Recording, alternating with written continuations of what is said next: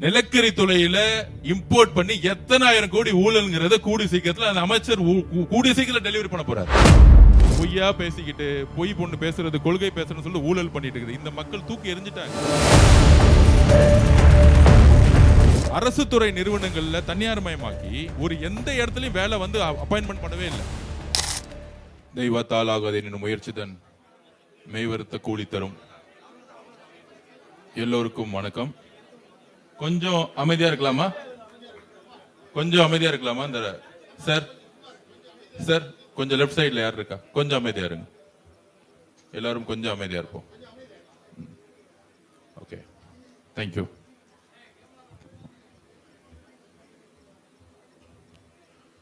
கழக பொதுச் செயலாளர்,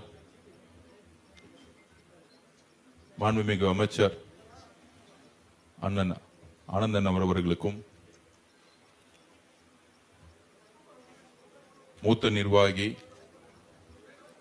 மாண்புமிகு அமைச்சர் அண்ணன் செங்கோட்டையன் அவர்களுக்கும், கழக பொருளாளர் அமைச்சர் அண்ணன் வெங்கட்ராமன் அவர்களுக்கும்,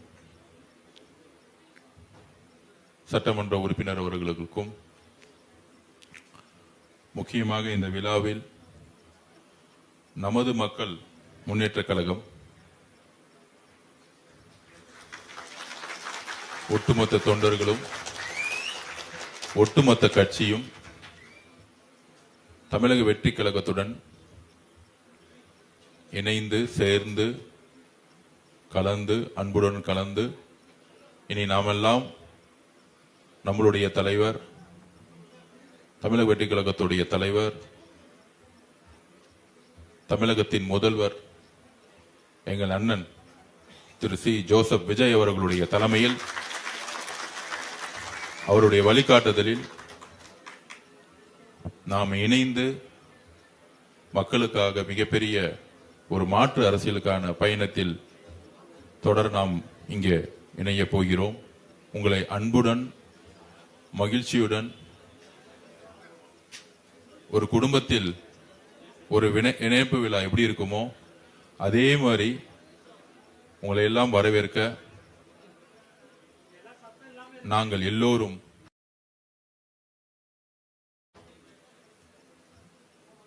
இங்கு வந்துள்ளோம். உங்களை வரவேற்கிறோம் அன்புடன். அண்ணன் சட்டமன்ற உறுப்பினர் கம்பம் இந்த கட்சியுடைய நிறுவனராக இருந்து பல்வேறு மக்கள் நலத்திட்டங்களை செயல்படுத்தி தமிழக வெற்றி கழகத்தில் இணைந்தவுடன் சட்டமன்ற உறுப்பினராகவும் ஆகி கடைசியில் ஒரு நதி கடல்ல தான் வரும். அந்த மாதிரி எல்லா நதிகளும் இப்பொழுது கடலை நோக்கி, எங்கள் தலைவரை நோக்கி, தமிழக வெற்றி கழகத்தை நோக்கி வந்துட்டு இருக்காங்க. இந்த இணைப்பு விழா எதற்கானது? ஒவ்வொரு கட்சியிலிருந்தும், மாற்று கட்சியிலிருந்து இருக்கக்கூடிய, அதாவது அதிமுக ஆகட்டும், இப்பொழுது நமது மக்கள் முன்னேற்ற கழகமாகட்டும், ஒவ்வொருத்தரும் தமிழக வெற்றி கழகத்தை நோக்கி எதற்காக வருகிறார்கள்? எதிர்காலம், நிகழ்காலம், நிகழ்கால அரசியல் மட்டுமல்ல, எதிர்கால அரசியலின் ஒரு மாபெரும் தலைமைக்கான எடுத்துக்காட்டாக எங்களுடைய தலைவர் ஒரு பெரிய வரலாற்றை 2024-26 உருவாக்கினார். அந்த மாற்றம் இளைஞர்களால் உருவாக்கப்பட்டது, பெண்களால் உருவாக்கப்பட்டது. தேர்தலுக்கு முன்பு இதை யாருமே எதிர்பார்க்கல. தமிழக வெற்றி கழகம் ஜெயிக்குமா அப்படின்னு கேட்டா கேலி கிண்டல் செய்தார்கள் எதிர்கட்சியா இருந்தவங்க எல்லாம். முக்கியமா திராவிட முன்னேற்ற கழகத்தில் இருக்கக்கூடிய நிர்வாகிகள், கட்சியுடைய தலைவர், பொதுச் செயலாளர், பொருளாளருடைய மகன், தலைவருடைய மகன் திரு உதயநிதி ஸ்டாலின் அவர்கள், அவங்க எல்லாம் தமிழக வெற்றி கழகத்துடைய பெயரே சொல்ல மாட்டாங்க, தலைவருடைய பெயரை சொல்ல மாட்டாங்க. ஆனால் ஒரு கீழ்த்தரமான ஒரு பிரச்சாரத்தை உருவாக்குனாங்க. தனிப்பட்ட முறையில் தாக்குதல்களை உருவாக்குனாங்க. ஒரு 15% ஜெயிப்பாங்க, 8 தொகுதி ஜெயிப்பாங்க எல்லாம் பேசிட்டு இருந்தாங்க.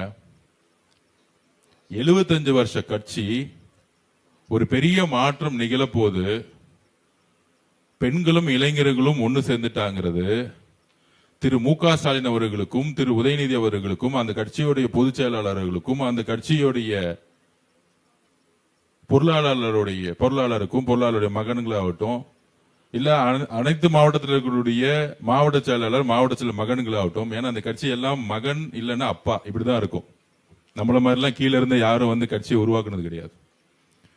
இவங்களுக்கெல்லாம் தமிழக வெற்றி கழகம் ஜெயிக்க போகுதுன்னு தெரியலன்னா இந்த அண்டர் எஸ்டிமேட்டும் அரசியலே தெரியாத ஒரு கலைஞருக்கு அப்புறம் திமுக அரசியலே தெரியல. ஒரு தலைவர் உருவாகிட்டு இருக்காரு. பெண்கள் 3 மாதத்துக்கு முன்பாக பொதுச் செயலாளர் அவர்களையும் என்னையும் சந்தித்து தலைவரை சந்தித்து ஒரு மிகப்பெரிய செல்வந்தர், செல்வங்கள் இருந்தாலும் மக்களுக்காக நான் சேவை செய்யணும்,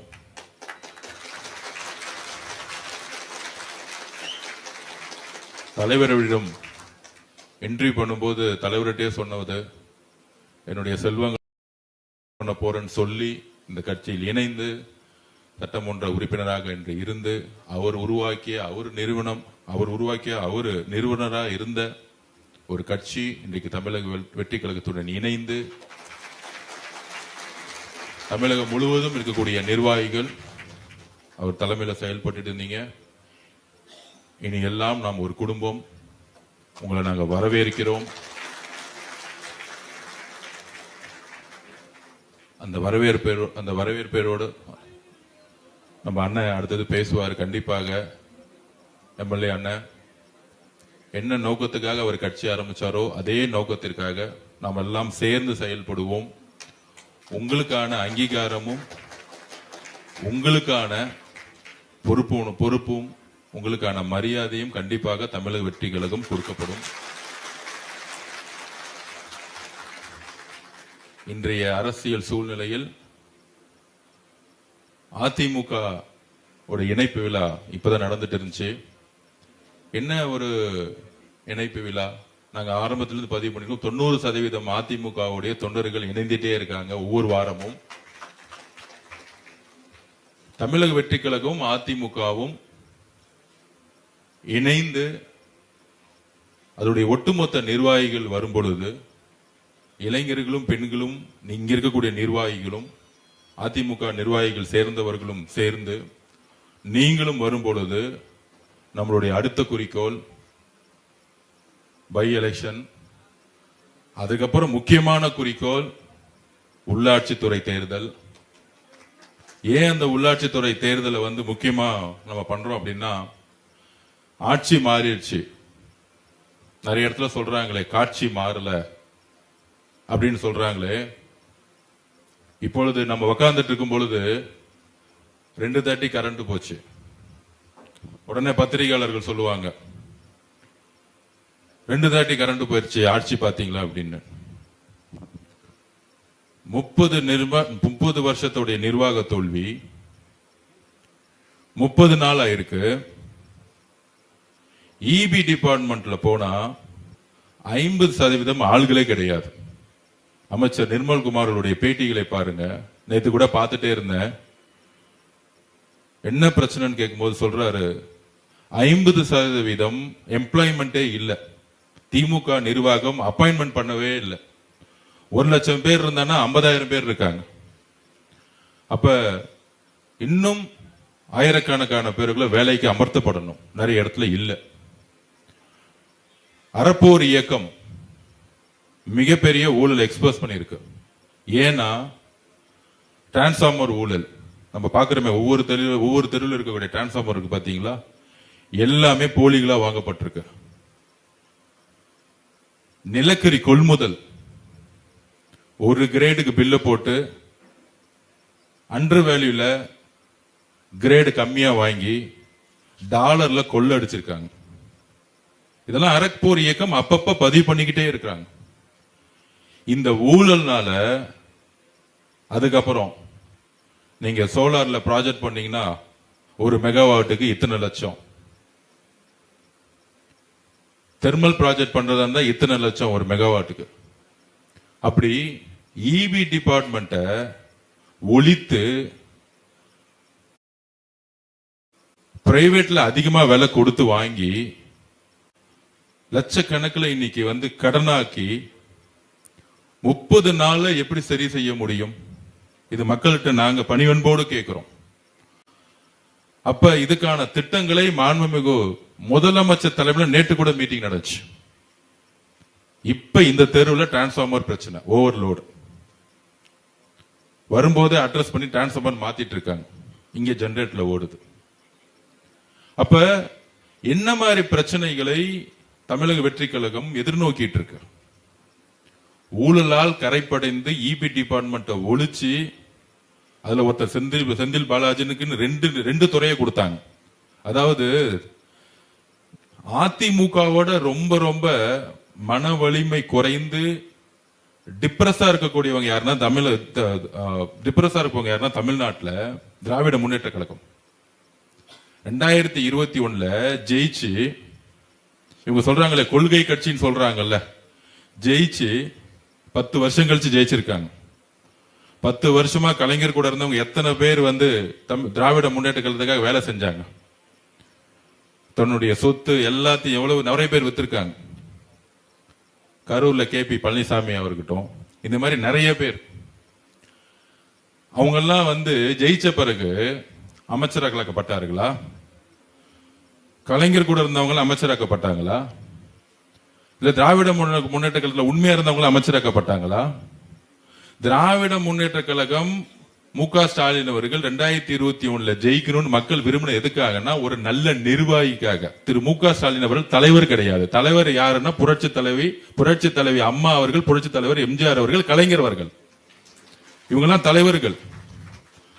நிர்வாகியா வேணும்னு தேர்ந்தெடுத்தாங்க, தலைவரா ஆகணும்னு தேர்ந்தெடுக்கல. ஆனா நிர்வாகி ஆனவனை என்ன பண்ணாரு? ஊழல்லையே ஊறி போன திரு செந்தில் பாலாஜிக்கு இபி டிபார்ட்மெண்ட் கொடுத்து மது ஒழிப்பின் ப்ரொஹிபிஷன் லிக்கர்னு சொல்லக்கூடிய மது ஒழிப்புன்னு சொல்லக்கூடிய டிபார்ட்மெண்ட் கொடுத்து பாட்டிலுக்கு 10 ரூபாய் வாங்கி மாசத்துக்கு 1500 கோடி ரூபாய் வசூல். இபி டிபார்ட்மெண்ட்ல நிலக்கரியை அன்று வேலை பண்ணி வாங்கி வருஷத்துக்கு மட்டும் 1000-2000 கோடி ரூபாய் ஊழல். டிரான்ஸ்பார்மர்ல ஊழல். இதெல்லாம் நம்ப சொல்லல. விகடன் மாதிரி நிறுவனங்களிலும் அறப்போர் இயக்கமும் ஒவ்வொரு டெண்டர்லும் தூக்கி போட்டுட்டே இருக்கிறாங்க. அப்ப இருந்த முதலமைச்சர் மு.க. ஸ்டாலின் அவர்கள் அது படிச்சிருக்க மாட்டார் நினைக்கிறீங்களா? அப்ப இந்த இபி டிபார்ட்மெண்ட்டும் மது ஒழிப்புன்னு சொல்லக்கூடிய ப்ரொஹிபிஷன் டிபார்ட்மெண்ட்டும் ஏன் வந்து ஒளியில நம்மளை பார்த்து கேட்கறாங்க? இபி டிபார்ட்மெண்ட் சரியில்லை. இபி எத்தனை நாள்? 30 நாள் நம்மளை பார்த்து கேட்கறாங்க. தமிழக வெற்றி கழகத்தோட முதலமைச்சரையும் எங்களுடைய அமைச்சரையும் பார்த்து கேட்கறாங்க. இதற்கு ஊடகங்கள் மூலியமா மக்கள் முன்பு நாங்க இந்த கொஸ்டினை கேட்கிறோம். திரு மு.க. ஸ்டாலின் அவர்கள் ஏன் வந்து 2 பெரிய டிபார்ட்மெண்ட செந்தில் பாலாஜி அவர்கள் கொடுத்தாங்க? காலங்காலமா இருந்த ஐ பெரியசாமி கொடுத்தாங்களா? காலங்காலமா வேலை செஞ்சாங்களே திமுக, அவங்களுக்கு கொடுத்தாங்களே பெரிய டிபார்ட்மெண்ட? கொடுத்ததே எதுக்குன்னா கொள்ளை அடிச்சு மொத்தமா அந்த குடும்பத்துக்கு கொடுக்கிறதுக்கு தான். வேற ஒண்ணுமே கிடையாது. இதுதான் உண்மை. கொள்ளை அடிக்கிறதுக்காகவே அமைச்சரவையை வந்து திரு மு.க. ஸ்டாலின் அவர்கள் உருவாக்கினார். அதுதான் இப்ப ஒவ்வொரு டிபார்ட்மெண்ட் இருக்கக்கூடிய பிரச்சனை. இன்னைக்கு சேலஞ்ச் பண்றோம். ஏதாவது 1 மெகாவாட்ல மின்துறை அமைச்சர் காசு வாங்கினார்னு சொல்ல முடியுமா? இந்த ஊடகம் முன்பு கேட்கிறோம். இந்த 30 நாள்ல என்ன மாற்றம் கேக்குறாங்க. சட்டசபையில வந்து என்ன மாற்றம் தெரியுங்களா? டிடிசிபில நீங்க 1 ஏக்கர் ரெஜிஸ்ட்ரேஷன் பண்றதா எத்தனை ஏக்கர்னு எத்தனை லட்சம் வாங்கினாங்க சொல்லுங்க? 45 லட்சமா? எவ்வளவு? 10 லட்சம், 7.5 லட்சம். நீங்களே சொல்லுங்க, நான் சொல்லல. இங்க உணவுத்துறை அமைச்சிருக்காரு. துவரம் பருப்பு கொள்முதல் பண்ணா நீங்க கன்சர்ன் மினிஸ்டரை பார்க்கணும், மு.க. ஸ்டாலினுடைய மருமகனை பார்க்கணும். எங்க? எதுக்கு? ரேஷன் கடையில துவரம் பருப்பை கொள்முதல் பண்ணி மக்களுக்கு கொடுக்கணும்னா யாரை பார்க்கணும்? மு.க. ஸ்டாலினோட மருமகனை பார்க்கணும், அந்த துறை அமைச்சரை பார்க்கணும். ஏன்னா டெண்டருக்கு முன்னாடி துவரம் பருப்பு கொள்முதல்ல ஊழல் நடக்கும். இப்ப உணவுத்துறை அமைச்சர் இங்க உட்கார்ந்து இருக்காரு. ஒரு டெண்டர்ல காசை வாங்கியிருப்பாரா? ஃபுல் ஆன்லைன்ல பண்ணிட்டாரு. ஒரு கொள்முதல், ஒரு டெண்டர் முடிஞ்சிருச்சு. வியாபாரிகள் எல்லாம் சந்தோஷமா இருக்காங்க. அவர் சொன்ன ஒரே வார்த்தை, எங்களுடைய தலைவருடைய ஃபண்டு, இன்னும் சிம்பிளா சொன்னா family fund, CM family fund. இதெல்லாம் வார்த்தை எங்க கண்டுபிடிச்சாங்கன்னு தெரியல. அதுக்கப்புறம் மினிஸ்டர் ஃபண்டு, மினிஸ்டருடைய குடும்பம் fund, PA fund, MLA fund, கட்சி ஃபண்டு. 30 நாள்ல இந்த 50 வருஷத்துல எந்த தலைவராலையும் ஒழிக்க முடியல. இது எவ்வளவு பெரிய மாற்றம். முக்கியமா இபி டிபார்ட்மெண்ட்ல அவ்வளவு பெரிய ஊழல். நிலக்கரி துறையில இம்போர்ட் பண்ணி எத்தனை ஆயிரம் கோடி ஊழல்ங்கிறத கூடி சீக்கிரத்தில் அந்த அமைச்சர் கூடிய சீக்கிரம் டெலிவரி பண்ண போறார். அப்ப சரி செய்யக்கூடிய டைம் வேணும். இதுதான் பொதுமக்கள் கிட்ட நம்ம வந்து வேண்டி கேட்டுக்கிறது. எல்லா பார்ட்ஸையும் டூப்ளிகேட்டா வாங்கி வச்சிருக்காங்க. நிலக்கரியில ஊழல், வேலையில அப்பாயின்மெண்ட் பண்ணவே இல்லை. 1 லட்சம் பேர் இருந்து 50,000 பேர் வேலை வாய்ப்பு கொடுக்கவே இல்லை. இந்த வாரம் வேலை வாய்ப்பு கொடுக்கறதுக்கான எல்லா பணிகளும் மின்துறை அமைச்சர் செஞ்சிட்டு இருக்காரு. 18 மணி நேரம் இங்க இருக்கக்கூடிய அமைச்சர்கள் உழைச்சிட்டு இருக்காங்க. ஒவ்வொரு துறையிலும் டெய்லி ரிவ்யூ மீட்டிங் போட்டு கொஸ்டின் கேட்டுக்கிட்டே இருக்காரு முதலமைச்சர். இவரை பார்த்து சட்டசபையில சொல்றாங்க பேசவே மாட்டேங்கிறாங்க. சட்டசபையோட மரபு தெரியுமா இல்லையான்னு தெரியல திமுக காரங்களுக்கு. அதை நான் பதிவு பண்றேன், ஊடகத்துக்கு பதிவு பண்றேன். கவர்னருடைய பேச்சு எங்க எப்படி இருக்கும்னா, மாநில அரசுடைய கொள்கையை வந்து சொல்லக்கூடிய பேச்சா இருக்கும். 54 பேஜ்ல மாநில அரசுடைய கொள்கையில சொல்லுவோம். நாங்கள் நீட்டை எதுக்குறோம், இருமொழி கொள்கையை பத்தி பேசுறோம், முக்கியமான கொள்கையில பத்தி பேசுவோம். அதுல மேனிபெஸ்டோ சொல்றதெல்லாம் ஏன் வரல? மானிய கோரிக்கையில தான் வரும். தலைவருடைய 110 அறிக்கையில வரும். எப்ப எதை செய்யணும் தலைவர் வந்து பேசுவார். அப்ப அதுக்கு பதில் கொடுக்கக்கூடிய இடத்துல யார் இருக்கா? அடுத்தது ஆளுநர் பேசி முடிச்ச உடனே அந்தந்த அடுத்த கட்சி தலைவர்கள் பேசுவாங்க. எல்லா கட்சி தலைவர்களும் பேசுவாங்க. அந்த கட்சி தலைவர்கள் பேசும்போது ஏதாவது தவறான ஒரு பாலிசியை பத்தி பேசினாலோ இல்ல எங்க கட்சி தலைமையை பத்தி பேசினாலோ உடனடியாக அமைச்சரா இருக்கவங்க நாங்க பதில் சொல்லுவோம். நாங்க பேச வேண்டிய அவசியமே கிடையாது. டெக்னிக்கலி அந்தந்த கட்சி தலைவர்கள் கவர்னருடைய உரைக்கு பதில் சொல்லுவாங்க. அவங்க கரெக்டா பேசி முடிச்சிட்டாங்கன்னா யாரும் பேச போறது இல்ல. அப்ப கவர்னர் உரைக்கு பதில் கொடுக்கும் பொழுது திமுக காரங்க எங்களுடைய தலைவரையும் எங்களுடைய கொள்கையும் கேள்வி கேட்கிற மாதிரி போனா எந்திரிச்சு நாங்க பதில் சொல்றோம். எது உண்மைன்னு நாங்க பதில் சொல்றோம். அது அவை குறிப்பில் இடம்பெறுது. இது பேசி முடிச்ச உடனே யாரு பேச போறா? எதிர்கட்சி தலைவர் பேசுவார். எதிர்கட்சி தலைவர் பேசின உடனே முடிவாக முதலமைச்சர் அதுக்கு பதில் கொடுப்பார். இதுதானே நடைமுறை. ஆனா வெளியே ஊடகத்துல போய் சட்டமன்ற உறுப்பினர்கள் என்ன பேசுறாங்க? இன்னும் ஒரு 100 வாடகை வாய்கள் டிவில உட்கார்ந்துட்டு இருப்பாங்களே, இன்னும் திமுக ஆட்சியில் இருக்குன்னு நினைச்சிட்டு இருக்காங்க. சட்டசபையில முதலமைச்சர் பேச மாட்டேங்கிறாரு. எனக்கு புரியல. மேகதாது அணைக்கு எதிராக தீர்மானம் கொண்டு வந்து முதலில் பேசியது எங்களுடைய தலைவர் பேசினாரு. அதுக்கப்புறம் எதிர்கட்சி தலைவரா இருக்கும் பொழுது ஒரு பாயிண்ட சேர்க்க சொன்னாரு. அதையும் உடனடியாக சட்டசபையில எந்திரிச்சு சேர்த்துட்டேன்னு சொன்னார். எதிர்கட்சி தலைவர்களுடைய கோரிக்கை கூட உடனே நிறைவேற்றினார் எங்க தலைவர். அப்ப இவங்க எல்லாம் பேசி முடிச்ச உடனே ஃபைனல் டேல பேச போறார். இத புரியாம நேத்து வந்து அவர் வாயே திறக்க மாட்டேங்கிறாரு சட்டசபையில. அப்படின்னு ஒரு வெளியே போய் விமர்சனம். அவங்களுக்கு எல்லா சட்டங்களும் தெரியும். ஏதாவது ஒரு பொய்யான பிரச்சாரத்தை பறக்கணும்ல, பரப்பிட்டே இருக்கணும். அதுக்குதான் நம்ம சொன்னோம், அவருக்கு எப்ப பிரச்சாரம் பண்ணணும், எப்ப பேசணும், எப்ப உண்மையை சொல்லணும் எல்லாம் அவருக்கு தெரியும். மக்கள் அவரோட நேரடியா தொடர்புல இருக்காங்க. மக்கள் கிட்ட எப்படி பேசணும்னு அவருக்கு தெரியும். அதுக்கு தான் நான் சிம்பிளா சொன்னேன். பெரம்பூர்ல வந்து நாமினேஷன் முடிச்சிட்டு தலைவர் அவர்கள் ஃபர்ஸ்ட் பிரச்சாரம் பண்ண இடம் எதுன்னா கொளத்தூர்ல அவ்வளவு பெரிய கூட்டத்தில் அவரால் பேச முடியல. மொத்தமே 5 நிமிஷம் கூட பேசல. அதுக்கு தான் சொன்னேன், பேசணும்னு சொல்றீங்களே, எங்க தலைவர் கொளத்தூர் வந்தாரு, 5 நிமிஷம் தான் பேசினாரு. 75 வருஷம் கழிச்சு திராவிட முன்னேற்ற கழகத்தோட தலைவரே தோல்வி விட்டுறார். 5 நிமிஷம் தான் பேசினார்.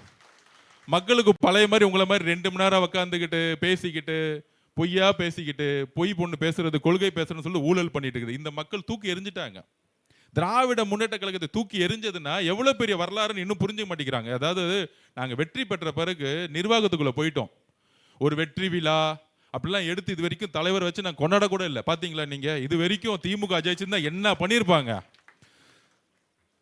அப்படியே மன்னர் ஆட்சி மாதிரி ஒரு என்ன சொல்றது, ஒரு தங்கத்தை தலையில வச்சிருப்பாங்க. அன்னைக்கு வெள்ளி சேர்ல உட்கார்ந்தாரு, அது மாதிரி தங்க சேர் பண்ணிருப்பாங்க. எங்க பார்த்தாலும் கொண்டாடி இருப்பாங்க. வெற்றி பிறகு எங்களுக்கு கொண்டாடுறது கூட டைம் கிடையாது. அடுத்த செகண்ட் தலைவர் செக்ரட்டரியேட்ல 10 மணி உட்கார்ந்துட்டாரு, நீங்க போய் இந்த வேலையை பாருங்கன்னு.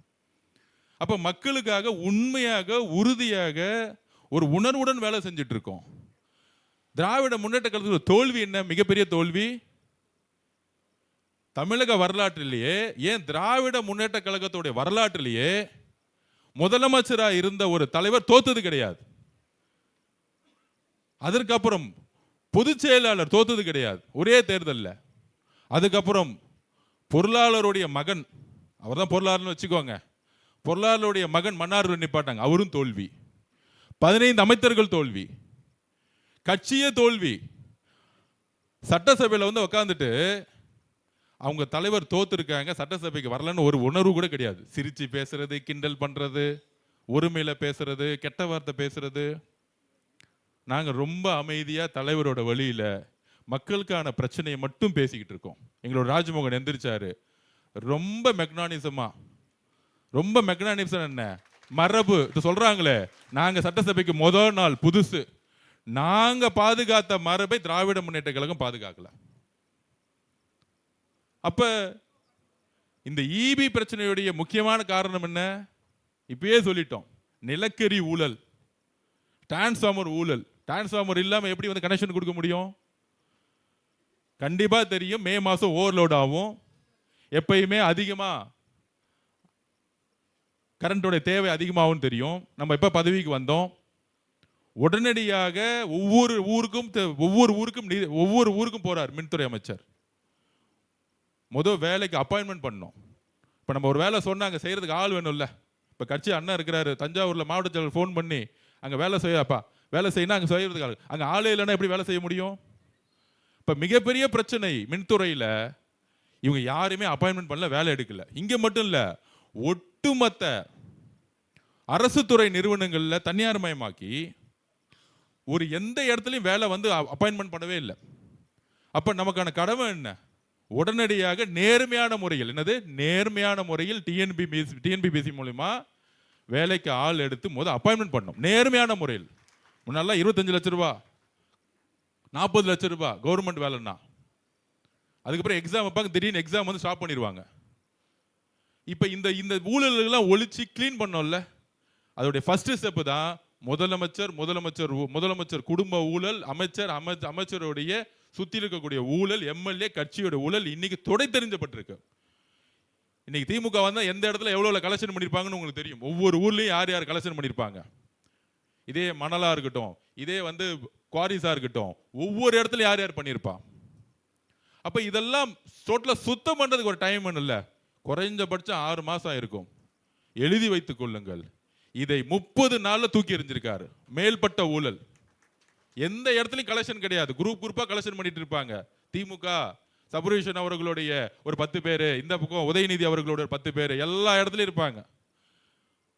போலீஸ் அப்பாயின்மெண்ட் பண்ணி டிரான்ஸ்பர் பண்றதே பாத்தீங்கன்னா அந்த குடும்பத்தில் கூடிய சில நண்பர்கள் இருப்பாங்க. இப்பதான் பண்ண முடியுமா? தலைவரை மீறி காவல்துறை கிட்ட பேச முடியுமா? இந்த ஒருங்கிணைப்பை செய்து நிர்வாகத்தை, இவங்க சொல்றாங்களே பேசி பேசி வளர்ந்த கட்சி, இன்னைக்கு பேசுறதுக்கு ஆளே கிடையாது. திராவிட முன்னேற்ற கழகத்தில் அமைதியாக இருந்து இந்த 30 நாள் ஒட்டு மொத்தமா கிளீன் பண்ணியிருக்காரு. இது பொதுமக்கள்கிட்டே கேட்டு பார்க்கலாம். ரிஜிஸ்ட்ரேஷன் டிபார்ட்மெண்ட்டுக்குள்ள போங்க, நீங்க போய் ரிஜிஸ்ட்ரேஷன் சொன்னோன்னு அடுத்த நாள் ரிஜிஸ்ட்ரேஷன் பண்ணி 1 ரூபாய் காசு கேட்க மாட்டாங்க. ரெவன்யூ டிபார்ட்மெண்ட் போங்க, ஒவ்வொரு துறையிலையும் கிளீனப் நடந்துட்டு இருக்கு. உணவு துறையிலிருந்து ஒவ்வொரு துறையிலும் கிளீனப் நடந்துட்டு இருக்கு. இதை நாங்கள் செய்து கொண்டிருக்கிறோம். எங்கள் தலைவருடைய வழியில் நாங்கள் உறுதியாக, உண்மையாக, நேர்மையாக வேலை செஞ்சுட்டு இருக்கோம். அதனால கூடி சீக்கிரத்துல அது மின்துறை பிரச்சனையா இருக்கட்டும், உணவுத்துறையில் இருக்கக்கூடிய ரேஷன் பிரச்சனையா இருக்கட்டும், எங்க தலைவர் உணவுத்துறை அமைச்சரை பார்த்து என்ன சொன்னாரு, ஆனா அந்த அரிசி மட்டும் மக்கள் வந்து சாப்பிட்ற மாதிரி இல்லை, எப்படியாச்சும் மக்கள் சாப்பிடக்கூடிய அரிசியை மட்டும் கொண்டு வந்து சேர்த்துருங்க. அந்த அரிசி ஊழலை தூக்கி எறிங்க. மக்கள் கடையில் வாங்கக்கூடிய அரிசி மாதிரி மக்கள் சாப்பிடணும். இது சொன்னது யாருக்காச்சும் தெரியுமா? மீடியாவில் போட்டு விளம்பரம் கொடுத்துருக்காரு எங்க தலைவர். இதெல்லாம் நடக்கும். உங்க கண்ணு முன்னாடி நடக்கும். எத்தனை வருஷ பிரச்சனை இந்த அரிசி பிரச்சனை? ரேஷன்ல இலவசம்னு சொல்றாங்களா திமுக காலத்துல? நம்ம வீட்டில் யாராச்சும் ரேஷன்ல இருந்து அரிசி வாங்கி சாப்பிட்டுருக்கோமா? அது வாங்கி இட்லிக்கு போடுவாங்க, இல்ல வாங்கி வந்து மாட்டு கொடுப்பாங்க. தூக்கி எரியணும் தான் மக்கள் நிர்வாக மாற்றம் வேணும் தான் மக்கள் வந்து இன்னைக்கு ஆதரிச்சிருக்காங்க. திராவிட முன்னேற்றங்கள் தூக்கி போட்டது எதுக்குன்னா நிர்வாக மாற்றம் வேணும். எங்களுக்கு நல்ல அரிசி கிடைக்கணும், நல்ல கரண்ட் வேணும், நல்ல வீடு வேணும், என் குழந்தை நல்ல ஸ்கூல்ல படிக்கணும். கவர்மெண்ட் ஸ்கூல்ல படிக்க முடியுமா? கொஞ்சம் காசு இருந்தா பிரைவேட் தான் போறாங்க. ஏன்? அதே இங்க இருக்கக்கூடிய பள்ளி கல்வித்துறை அமைச்சர் சரி செஞ்சுட்டு இருக்காரு. பிரைவேட் ஸ்கூல் மாதிரி என்னுடைய ஸ்கூலை ஆக்கணும்னு சொல்லியிருக்காரு. ஒரு ஸ்கூலுக்கு முன்னாடி லைசன்ஸ் ரெனியூவல் பண்றவங்களுக்கு 25 லட்சம் ரூபாய் வாங்கியிருக்காங்க. எதுக்கா இருந்தாலும் காசு ஓப்பனா டிக்ளேர் பண்ணார் ராஜ்மோகன் அவர்கள். எல்லா ஸ்கூலோட ஓனரை கூப்பிட்டு நீங்க ரெனியூவல் பண்றதுக்கு ₹1 காசு தேவையில்லை, ₹1 காசு தேவையில்லை. அதுக்கு பதிலா என்ன சொன்னாரு? ஏழை குழந்தைங்கிட்ட ஃபீஸை கொஞ்சம் கம்மி பண்ணுங்க, எங்க தலைவர் சொல்லியிருக்காருன்னு சொன்னார். இதுதான் நேர்மை. இந்த ஆட்சியோட நேர்மை எங்க இருக்கு? அமைச்சர் வந்து காசு வாங்கி திரு மகேஷ் பொய்யாமொழி காசு வாங்கலையா? சொல்லுங்க, தைரியம் இருந்தா வந்து பேட்டி கொடுக்க சொல்லுங்க. ஒவ்வொரு ஸ்கூல்லையும் 25 லட்சம் ரூபாய் வாங்கினாரா இல்லையா? எல்லா ஊருக்கே தெரியாது. அதாவது ஒரு தவற தெரிஞ்சு சிஸ்டத்தோட செய்யறாங்க பாத்தீங்களா? இந்த வீட்டுல திருடுற கூட மன்னிச்சிடலாம், பசிக்காக திருடுவோம். ஆனா நாட்டோட ஒட்டுமொத்தமா கொள்ளடிக்கிறதுக்கு மட்டுமே அமைச்சரை உருவாக்கி அது ஒரு தலைவரா இருந்தனால தான் மக்கள் தூக்கி எறிஞ்சிருக்காங்க. கொளத்தூருடைய தோல்வி எதுக்கு தெரியுமா? ஒரு தனிப்பட்ட மனிதரோட தோல்வி கிடையாது. ஒட்டுமொத்த நிர்வாகத்தோடைய ஊழலுக்கு எதிரான ஒரு மிகப்பெரிய மக்கள் ஒரு புரட்சியை உருவாக்குனாங்க கொளத்தூர் மக்கள். அதை பாராட்டணும். ஆனா அந்த கொளத்தூர் மக்கள் திட்டிட்டு இருக்காங்க. துரோகியா கொளத்தூர் மக்கள் துரோகியா. மக்களை பார்த்து துரோகின்னு சொன்ன ஒரு கட்சி என்னைக்காச்சும் திருப்பி ஆளுங்கட்சி ஆகுமா? என்னைக்காச்சும் ஆளுங்கட்சி ஆகுமா? தன்னுடைய தோல்வியை ஆராய்ச்சி செய்து எதற்காக தோத்தோன்னு சிந்திக்கிறவன் தலைவன். அப்படிதான் அண்ணா திமுக உருவாக்குனார். அண்ணா தோல்வி இல்லையா? 49 கட்சியை உருவாக்கி 62 தோல்வி அடையலையா? அதுக்கு என்ன விளக்கம் கொடுத்தாரு? திமுக காரங்க அந்த விளக்கத்தை படிச்சிருக்க மாட்டாங்க. 62 தோல்விக்கு அப்புறம் அண்ணா பேசிய வார்த்தை, நாங்கள் மக்கள் சபையும் மக்களது தீர்ப்பையும் வரவேற்கிறோம், நாங்கள் இன்னும் பணி செய்யணும், மக்களிட நம்பிக்கை உருவாக்கணும், நாங்கள் நம்பிக்கை இன்னும் உருவாக்கவில்லை என்பதை சொன்னது அறிஞர் அண்ணா அவர்கள். அன்னைக்கு உருவானக்கூடிய தலைமை அறிஞர் அண்ணா உருவாக்கிய இயக்கம் இன்றைக்கு காழ்ப்புணர்ச்சியோட ஒரு தலைவரை கேவலமா பேசுறதும் பர்சனல் அட்டாக் பண்றதும் அப்படி ஒரு கட்சியை மாத்திருக்கார் பாத்தீங்களா? இதுதான் திமுகவுடைய மிகப்பெரிய தோல்வி. எழுதி வச்சுக்கோங்க. தமிழக வெற்றி கழகம் எதிர்கொள்ளக்கூடிய எல்லா தேர்தல்களையும் 60% ஜெயிக்கும். 60%. ஒட்டுமொத்த அதிமுக நிர்வாகிகள் வந்துட்டாங்க. தமிழக வெற்றி கழகத்துடைய நிர்வாகிகளே 35% ஜெயிக்க வச்சாங்க. தலைவர் சொன்ன ஒரே வார்த்தையில் 75 தொகுதியில் 2வது இடத்துக்கு வந்திருக்கோம். 128 108 தொகுதியை ஜெயிச்சதை பத்தி நாங்க யோசிக்கல. 126 தொகுதியில் நம்ம ஏன் தோத்தோம் அப்படின்னு ஆராய்ச்சி பண்ண ஆரம்பிச்சிட்டோம். எங்க தலைவரை வந்து 140 150 தொகுதி ஜெயிக்க வச்சிருக்கணுமே அந்த ஆராய்ச்சி பண்ண ஆரம்பிச்சோம். அந்த வெற்றியை பத்தியே நாங்க பேசல. ஆனா 59 தொகுதி ஜெயிச்சுட்டு சட்டசபையில கிண்டல்கள் கேலிகள், முதல்வர் தனிநபர் தாக்குதல்கள் பண்றது, அண்டர் எஸ்டிமேட் பண்றது.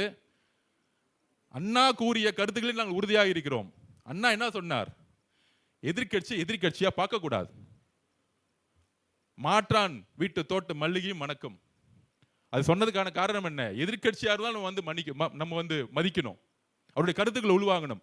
அதுமாதிரி திராவிட முன்னேற்ற கழகத்துடைய கருத்துக்கள், திட்டங்கள், மக்கள் பயணக்கூடிய கொள்கைகள் சொல்லும் பொழுது எந்திரிச்சு ஆமா இது நாங்களும் ஒரே கருத்துல நாங்க சொல்றோம்.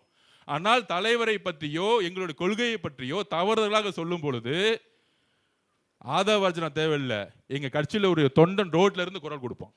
எங்க தலைவரை டச் பண்ணீங்கன்னா இந்த தனிப்பட்ட நபர் அரசியலை தாக்குற அரசியலும் நிப்பாட்டுங்க. சமூக ஊடகத்திலையும் மேடைகளிலும் சட்டசபையிலையும் முதல்வரையும் ரொம்ப தனிப்பட்ட தரம் தாழ்ந்த நக்கலா கேலி கிண்டலா பேசக்கூடிய அரசியலை தூக்கி எறிந்து மக்களுக்கான பணிகளை செய்வோம். அதுல உறுதியா உண்மையா இருப்போம். தவறு நடந்துருச்சு, அதை சரி செஞ்சுட்டு இருக்கோம். நாங்க எழுதி வச்சுக்கோங்க. இன்னும் 3 மாசத்துல மின்துறை எப்படி எங்களோட தலைவர் கட்டமைக்க போறாருன்னு பாருங்க. எழுதி வச்சுக்கோங்க. உங்களால 30 வருஷம் செய்ய முடியாததை எங்க தலைவர் செய்வார். அதனால தோழர்களே, நீங்கள் வந்த பாதையும் சரி, எங்களோடு சேர்ந்து போறக்கூடிய பாதையும் சரி, மிகப்பெரிய மாற்று அரசியலுக்கான, மக்களுக்கான அரசியலுக்கான பயணமாக இருக்கும். நம்மளுடைய பயணம் மக்களுக்காக தொடர்வோம். நன்றி, வணக்கம்.